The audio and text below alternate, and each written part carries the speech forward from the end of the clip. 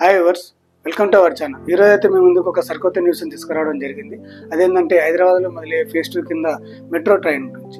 Already Hyderabad developments గురించి మీకు తెలిసిందే. ఇప్పుడు ప్రజెంట్గా తీసుకున్న ప్రభుత్వం నిర్ణయం కనుక మనం చూసుకున్నట్లయితే హైదరాబాద్ మెట్రో ట్రైన్ గురించి, అలాగే మెట్రో ట్రైన్కి సంబంధించి ఈ ప్రాజెక్ట్కి సంబంధించిన బడ్జెట్ కనుక మనం చూసుకున్నట్లయితే 33,000 CRతో ఈ బడ్జెట్ని స్టార్ట్ చేయడం జరిగింది. దీనికి ప్రభుత్వం కూడా గ్రీన్ సిగ్నల్ ఇవ్వడం జరిగింది.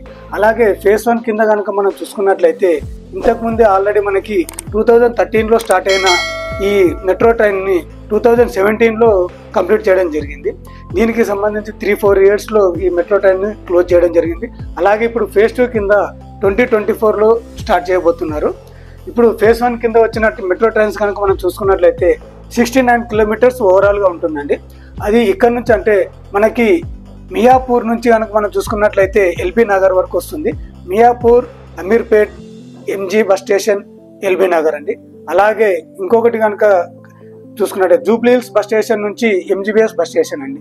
జూబ్లీహిల్స్ బస్ స్టేషన్ నుంచి ఎంజీబీఎస్ బస్ స్టేషన్కి వచ్చేసి 11 కిలోమీటర్ డిస్టెన్స్ ఉంటుంది. అలాగే నాగోల్ టు రాయదుర్గ్ నుంచి చూసుకున్నట్లయితే నాగోల్ టు రాయదుర్గ్ నుంచి 29 కిలోమీటర్స్ అవుతుంది. 23 స్టేషన్స్ వస్తున్నాయండి. నాగోల్ టు రాయదుర్గ్, రాయదుర్గ్ టు నాగోల్ అండి.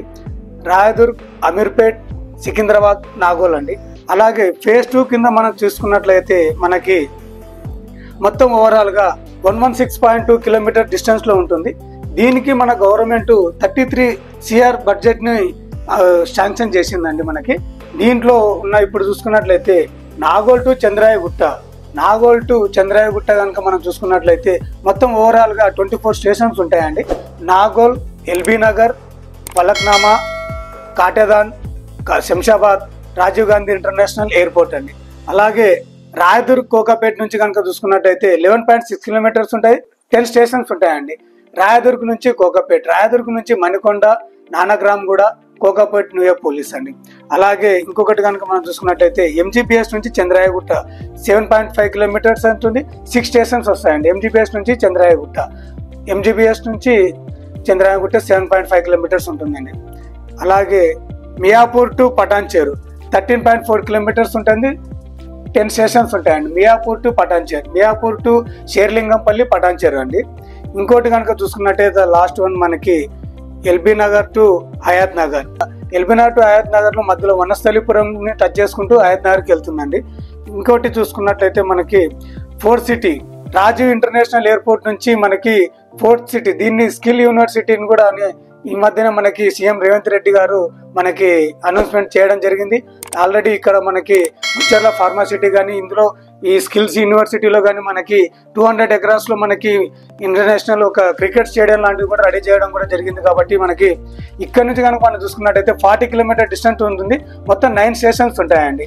రాజీవ్ గాంధీ ఇంటర్నేషనల్ నుంచి మనం చూసుకున్నట్లయితే స్కిల్ యూనివర్సిటీ వరకు మనకి మొత్తం ఓవరాల్గా 40 కిలోమీటర్స్ ఉంటే 9 స్టేషన్స్ ఉంటాయండి. రాజీవ్ గాంధీ ఇంటర్నేషనల్ నుంచి చూసుకున్నట్లయితే మనకి శ్రీనగర్, రాయవిరాల్, కొంగరకలన్, అలాగే మీర్ఖాన్పేట నుంచి ఇక్కడ దాకా మనకి మొత్తం 40 కిలోమీటర్స్ ఉంటుందండి. మొత్తం ఇది ఓవరాల్గా 116.2 కిలోమీటర్ డిస్టెన్స్లో ఉంటుంది. చూస్తున్నారు కదా, మొత్తం మనకి సౌత్ డిస్టెన్స్లోనే ఉందండి మనకు మెట్రో సంబంధించిన మొత్తం ప్రాజెక్టు. ఈ సౌత్ డిస్టెన్స్లో మనం చూసుకున్నట్టయితే బాంబే హైవే నుంచి మనకి విజయవాడ హైవే వరకు ఉంటుందండి. ఇది మొత్తం ఇటు సైడ్ మనకి మన సీఎం రేవంత్ రెడ్డి గారు కూడా ప్లాన్ చేయడం జరిగింది. అలాగే బాంబే హైవేలో కనుక మనం చూసుకున్నట్టయితే పటాన్చేరు వరకు మనకి మెట్రో అవైలబిలిటీ ఉంది.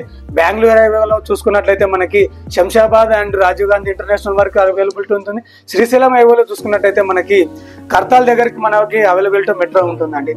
సో దీన్ని బట్టి మనము ఈ ఏరియాలో మనకి మంచి ఇన్వెస్ట్మెంట్ పెడితే మనకి మంచి రాబడులు వస్తాయో చూసుకోండి. అలాగే కాకుండా ఇంకొకటి మీకైతే నేను మంచి సజెషన్ అయితే ఇవ్వగలను. సౌత్ జోన్లో మీరు కనుక మంచి ఇన్వెస్ట్మెంట్ పెట్టాలనుకుంటే మాత్రం స్క్రీన్ పైన కనిపిస్తున్న నా నెంబర్కి కాల్ చేయండి. Thank you for watching.